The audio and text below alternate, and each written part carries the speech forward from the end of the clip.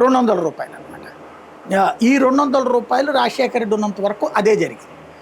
తర్వాత వచ్చినటువంటి రోసయ్య, కిరణ్ కుమార్ రెడ్డి కూడా అదే అమౌంట్ కంటిన్యూ చేసుకొచ్చారు. చంద్రబాబు గారు 2014లో అధికారంలోకి వచ్చేటప్పుడు రూ. 1000 పెన్షన్ అన్నది పాదయాత్ర సందర్భంలో హామీ ఇచ్చాడు.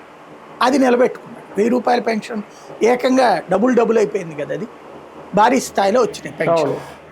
ఆ తరువాతన మళ్ళీ చివరిలో జగన్మోహన్ రెడ్డి పాదయాత్ర సందర్భంగా రూ. 2000 నేను వస్తే అధికారంలోకి ఇస్తానన్నాడు, డబుల్ అమౌంట్ అన్నాడు. అది చూసినటువంటి చంద్రబాబు నాయుడు గారు వెంటనే తనే 2000 ఇవ్వడం బిగించేశారు. తద్వారా ఆయన హయాంలోనే 200 నుంచి 1000, 1000 నుంచి 2000 అయిపోయాయి చంద్రబాబు గారి టైంలో 2019. అయితే అప్పుడు జగన్మోహన్ రెడ్డి ఏమన్నాడంటే, నేను చెప్తానన్నదే ఆయనే చేశాడు కాబట్టి నేను 3000 ఇస్తానని చెప్పాడు. ఆ రూ. 3000 పెన్షన్ అందరూ ఆశ పెట్టుకున్నారు.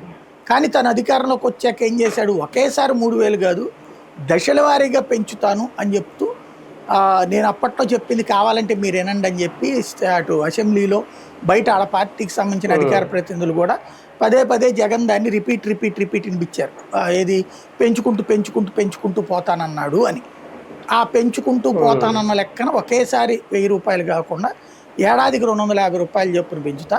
మధ్యలో కరోనా టైంలో ఒక ఏడాది ఆపేసి రెండో ఏడాది కూడా ఎండింగ్ దాకా తీసుకెళ్ళి అప్పుడు పెట్టుకొచ్చారు.